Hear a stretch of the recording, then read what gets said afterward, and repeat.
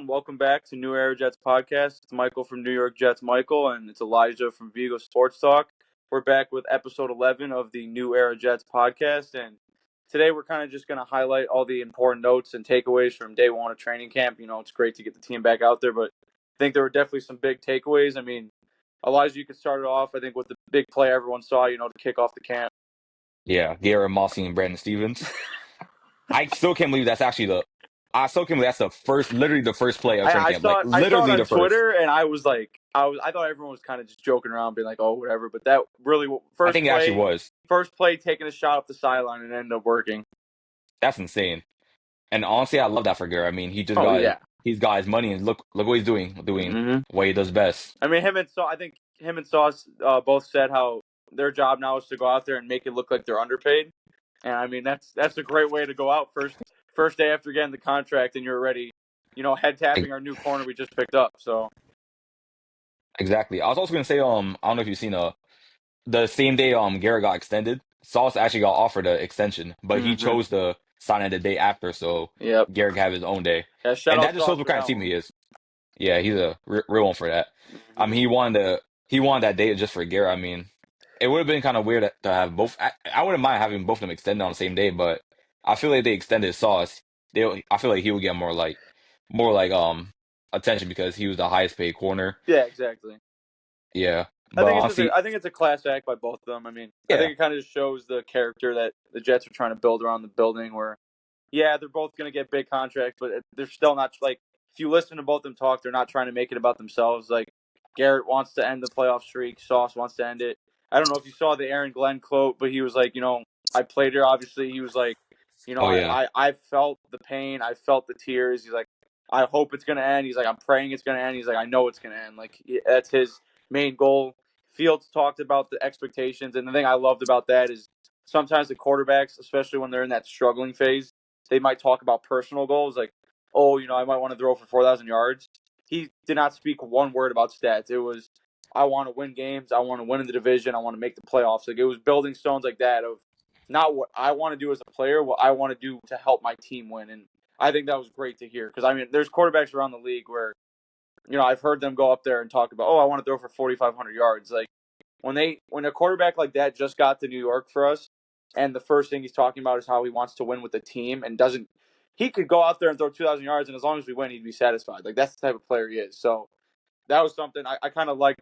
I mean, especially after Glenn talked, like it's obviously day one of training camp, so you can't yeah, overreact about those little things. But I do. I mean, we've been talking about it through these episodes now that throughout the offseason. But like the new regime, the culture, I do think we are trending in the right direction. But the results do have to show up. But what did you the thing I wanted to bring up next?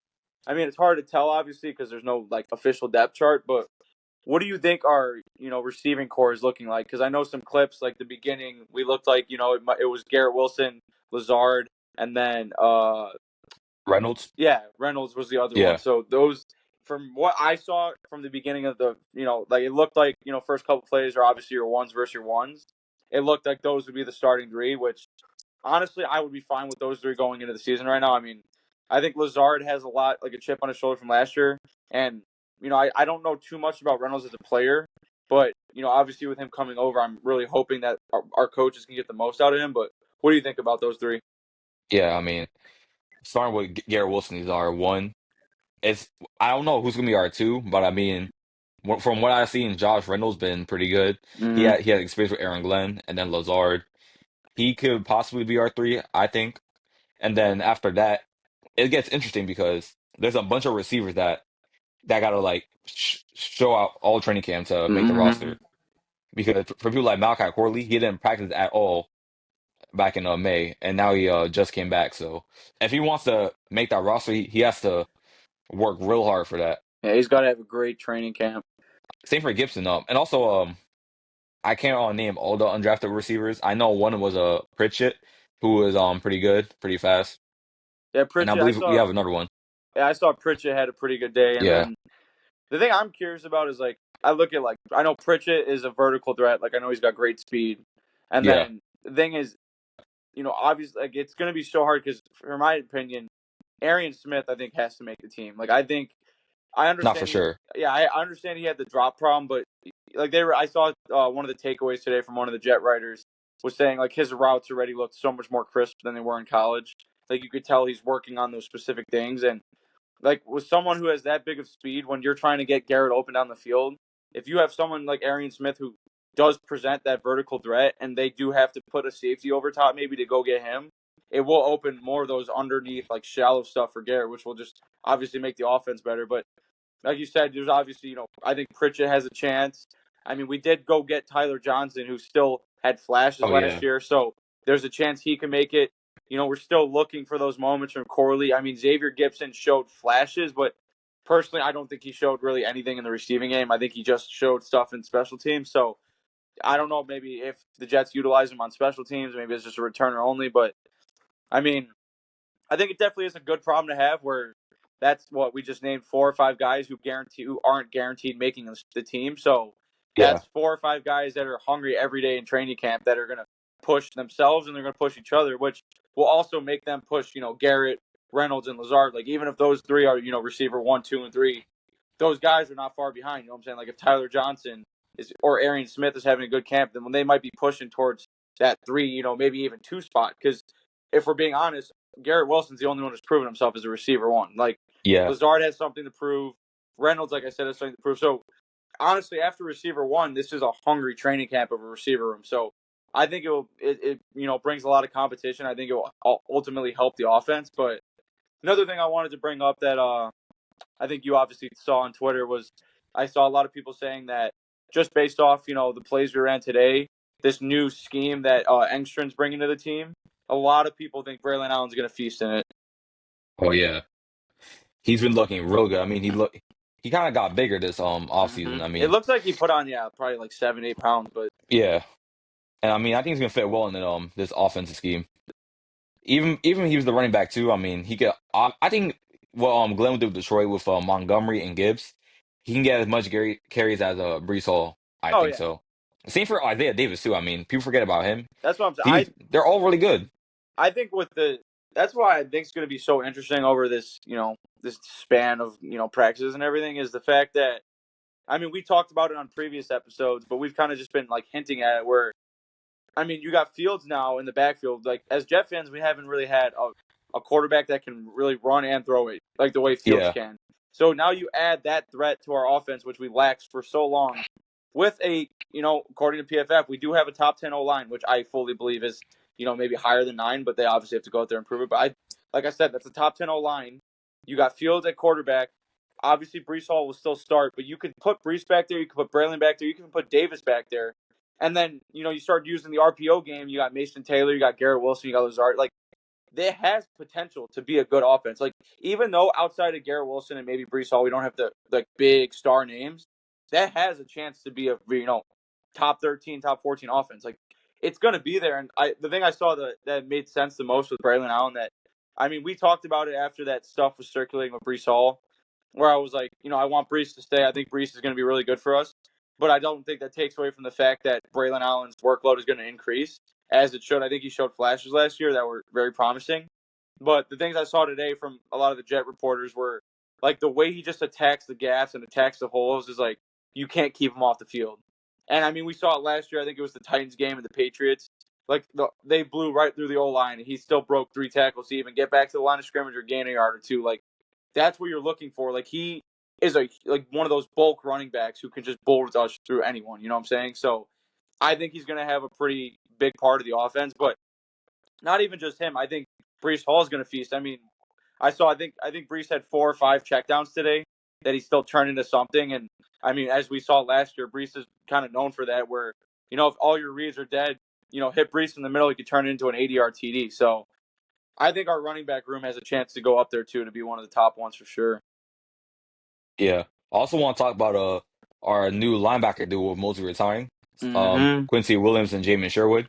We gave Sherwood an extension this year. I mean, from what it looks like, they're going to be a top 5, maybe even one of the best linebacker duos in the league. Yeah, I don't think it's crazy to say that. I mean, it could be a little biased, but that's Yeah, it's not crazy to say that should be a top 5 duo. Like, not even just a Jet fan. Like, you could look at that, look at stats. That should be a top 5. But as a Jet fan with a little more biasy, I will say that could be a top 3 duo next year. Yeah, for sure. I also want to talk about obviously I love Justin Fields. I mean, something that they took away from training camp is him holding the ball for too long. I mean, I'm not gonna blame you can't blame it all on him. No. Hear me out. Mm. Because I don't know if you've seen our defense been killing it on in training camp too. I mean, Oh yeah. I think Michael Clemens actually had a pretty good day, I believe, I think from what Clemens I've had a seen. sack today. Yeah, and Will McDonald too, and Brandon Stevens has some pressure on him. So I mean, I'm not too worried about it. I mean, No, I think obviously you got to improve in some things, but I think that's something he could easily fix exactly. going to the That's a week small one. fix. But the thing, Yeah. the counter thing, like you were saying with our defense, that kind of stood out to me that I liked is, with Steve Wilkes' new defense, we're trying to, like I said, we got a new OC and Emstrin, and we got a new DC and Wilkes. Like, as a fan, you're kind of trying to see, okay, what are we going to do that's working? And first play of training camp, like you said, with offense wise, you take a shot to Garrett Wilson, but I don't know, that first play, our defense actually blitzed too. So that's something I found pretty cool is first play of training camp, you got an aggressive defense blitzing, and then you got an aggressive offense taking a shot first play. So I thought that was pretty cool. But yeah, I saw Glenn had a pretty nice quote about Clemens too, where it was like if he could have anyone's physique and body, it would be Clemens. But then at the end, he was like Clemens knows he has to work on limiting the penalties and everything. So I mean, if Glenn can even get Clemens to be a above average D lineman for us, that's a win for Jet fans because he Exactly. has the body type, he has the skills to be a decent. Like we don't need him to be a Quinn Williams. You know what I'm saying? Like we don't need him to be this all pro D lineman. We just need him to be able to get pressure here and there and then stop the run for us on a consistent basis, which I think he has potential to do.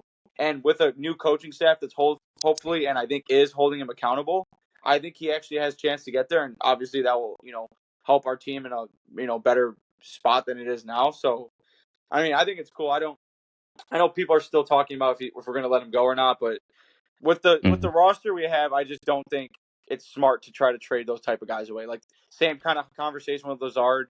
I mean, with how skinny the receiver room is, I just don't think it's smart to trade someone away like that. So I think we have the right pieces in like place, especially coaching wise, to hopefully bring the most out of those guys. But yeah, I mean, it was pretty obvious from play one that I think the defense, in my opinion, won the day.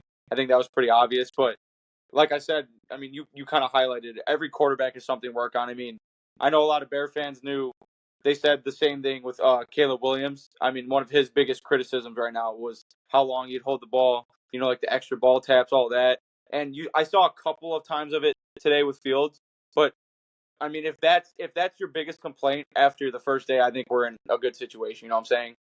Like Yeah, it's we're not like, good. oh my God, he was reading wrong or he made poor decisions, picks, all this. It was maybe he held the ball long, but you also got to think we're not in pads. So, if we're in pads, he might scramble out, and then it's like, okay, did he hold the ball too long or did he turn it into a 15-yard gain? So it's nothing. I don't think as fans we could sit here and criticize it, harp on it, but it is one of those things that I think he even knows. I think Glenn kind of addressed it too in his press conference, and that as fans, obviously we just want to see that grow through training camp and then into the season. But I don't think it's anything too much to hold on. But I mean, overall, I think it was, just great to see the team back in pads. Knock on wood, I didn't see any injuries noticeable. So, as long as you can stay healthy through training camp and just keep growing as a team, grow the culture, learn the playbook, build the chemistry. I think you saw too the stuff with Fields, how over the summer he was getting a lot of receivers together in Florida just to build that chemistry. Like Yeah, small things like that will, I think, ultimately show up on the field. So I'm it excited. matters the most. Yeah, I also think the defense did win the game. I mean, they win today, but the offense actually to me it could be a 50-50. I mean, obviously you're gonna look at the first play to training camp, the when Garrett Moss Stevens. Actually, I actually want to talk about that play too. I mean, I love Garrett. I mean, also with Brandon Stevens, I'm starting to get worried about him. If I'm Mm-hmm. being honest, me personally, like I'm getting Yep. worried. I saw that was a big conversation today on Jet Twitter. Was it's like it's like that thing when you're especially when you're watching like practice clips where you kind of Mhm. it's like you get two reactions. Like the first one, I'm like, holy crap, Garrett Wilson just mossed the zoo, and then you get the counter one where it's like, wait, that's my starting corner. You know what I'm saying? So it is Yeah, kind of like the skeptical thing where it's like go. The biggest thing when we signed him was okay, we overpaid. Like that's what everyone said right away.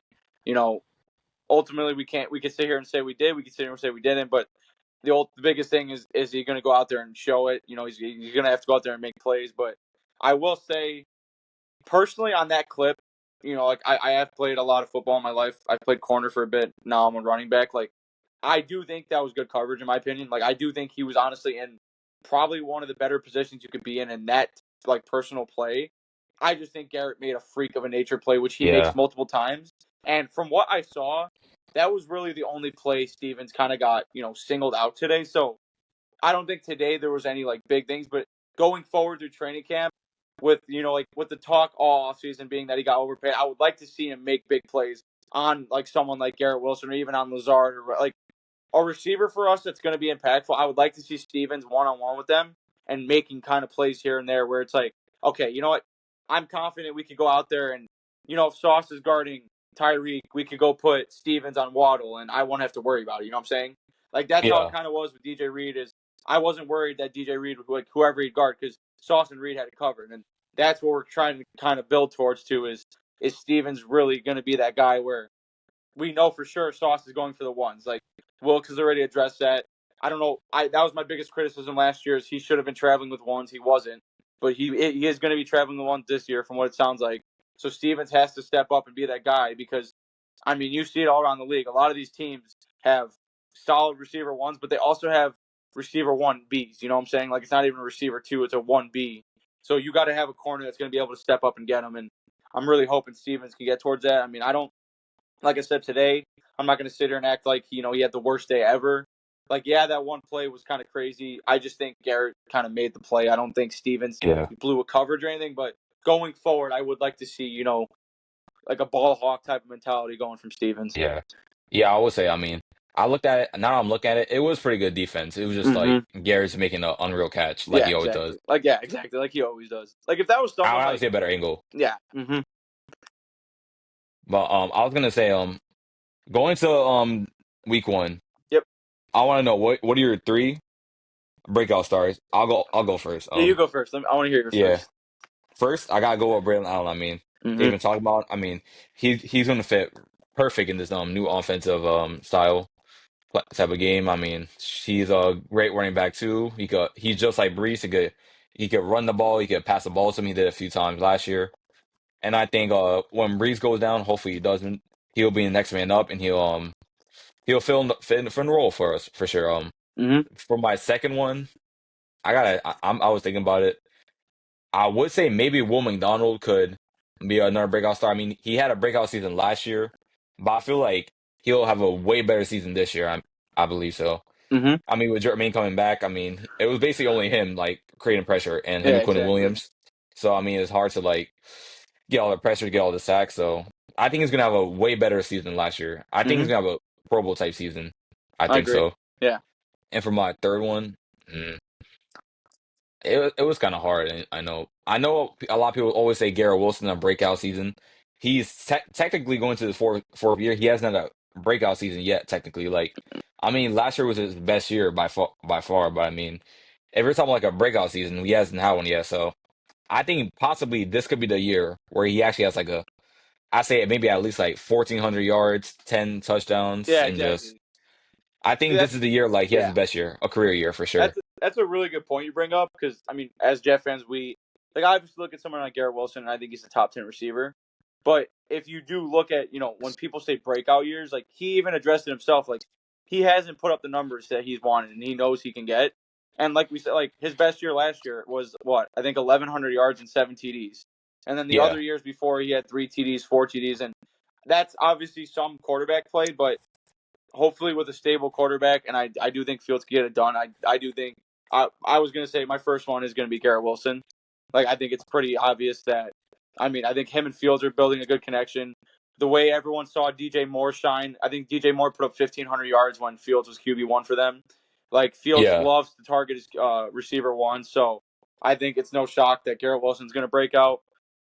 I like your answer with Braylon Allen. I mean, I think that's pretty obvious. I think he's going to have a good year, but I think on the defensive side of the ball, it's someone I think could have a breakout year, and I'm hoping will have a breakout year for us is Andre Cisco. I mean, Yeah. obviously, I do think Malachi Moore is going to get playing time. I just don't think he's going to start out right away. I think Cisco is going to be the starting safety day one. But I mean, just watching his highlights, like Cisco looks like a safety that you want on your team. Like it kind of reminds me of a younger Jamal Adams. Like he kind of has the same tangibles where it's sort of a ball hawkish type of player, but he is a good tackler. And that's what I feel like the Jets are kind of lacking at safety is you need a safety that's able to, fit the run game and attack the holes. And I think Cisco is someone that could hopefully be like that. And then I mean, it's not going to even be a breakout year, but I'm going to say Sauce Gardner just because obviously it was a down year last year. And I think he's probably spent so much time this offseason working on just tackling alone. But I think teams are going to try to maybe not get cocky, but I think some teams are going to think they could, test his waters a little bit. And I think it's going Mm. to show so much more this year than the previous three that he is a top three corner in the league. And I think he's going to prove it easily from the game one. Like when we go play the Steelers, I think it's going to be pretty obvious when he's matched up against DK. I think there's a good chance that he goes up there and shows out. And so I mean, there's so many players I like that you could probably call out in the Jets that Yeah. there's a lot that I think have potential to break out. But if we're thinking like like legit breakout, I think Garrett has all the tools in front of him too. I think Sauce, obviously, like we said, coming off being the highest paid corner, I think Sauce has a lot of motivation from last year, all the criticism, all the noise that kind of pushes you to break out. So I think those two are pretty self-explanatory.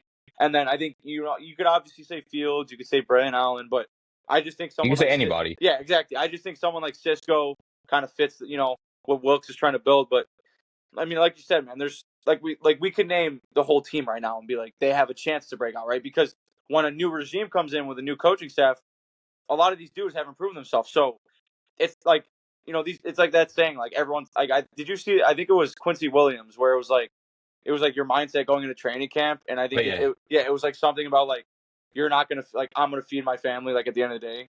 It's like that mentality where these players all got families to feed, so none of them have really proven anything, and it's a new regime, so they're all kind of playing for their spot. Even if you're a starter, like they're all going out there right now playing for a spot. Like this is a New York Jets, so I mean, like I said, I think you could say, all of them have a chance to break out, but I feel like those would be the big three for me. Someone like Jermaine Johnson, obviously, I think could have a great year, but I don't think it's going to be a breakout because it's expected. You know what I'm saying? Same with Quinn Williams. Like, when it's expected from you, I'm not going to call it a breakout year, but Garrett Wilson, I think, could have that breakout type of year where he actually does get, like you said, 1,400 plus and 10 TDs. Like, that's a realistic stat line I'm looking for from him. yeah. You say, like I said, you can say it about anybody. I mean, Sherwood had his breakout year. I mean, yeah, you're right. When it comes to players like Quentin Williams, like you're not expecting a breakout season because he's already had like a few. Yeah, exactly. You're expecting All a pros. average, yeah, all pros, having an all Mm-hmm. pro season. But I'm excited. One work I'm excited to see is I'm excited to see Mason Taylor like in the new offense. I can't Mm-hmm. wait for a preseason. I want to see how he fits in for us. I'm so curious to see just how he fits in the offense because Yeah, that is like I'm not gonna say it can make or break the offense, but if he turns out to be what the Jets draft him to be, that really could kickstart our offense. You know what I'm saying? Because that is another target. Like we just named our receiver core, like we were talking with RPOs with the receiver core, the running backs, and Fields. But if you have a target like Mason Taylor who actually could go be a good receiver for you, and he's also big in the run game, that's another target. So then your three receivers turn into four. You know what I'm saying? So I mean, I think that's obviously I'm excited for the preseason games too.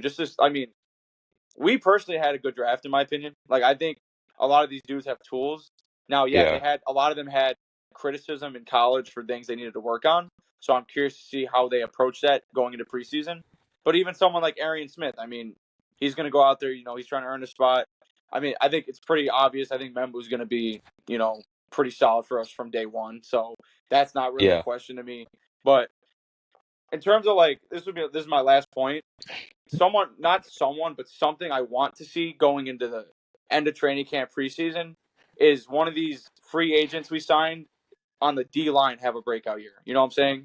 Like someone like yeah. We need Rashad it. Weaver or like I think that Derek Nottie dude that we signed from the Chiefs. I think he has a great chance to be a starter day one next to Quinnen because I think he has the perfect body type personally, and I think He he's also has gonna more experience. exactly most experience, and I Yeah, think you look at our defense last year, biggest thing we lacked, we couldn't stop the run. So I think you pin up Quentin Williams and Derek Nottie. I think they have a good chance of stopping the run. And then that undrafted free agent from Clemson, I think his last name was Page. He's a D lineman. I think he was like 6'4", 300 pounds or something. I think he has a very good chance of making our roster. Yeah. We need a veteran D lineman badly. I mean, Mm-hmm. I don't know. I haven't seen his stats too much, but with a person that has a lot of Super Bowl experience, I mean, we go into the playoffs every single year. We need that for the team. So I think it's good that he decided to join the Jets and Oh just yeah, bring that Super Bowl mentality to a team that hasn't seen the playoffs in like 14 years. exactly. That's a perfect addition, in my opinion, Mm-hmm. for sure.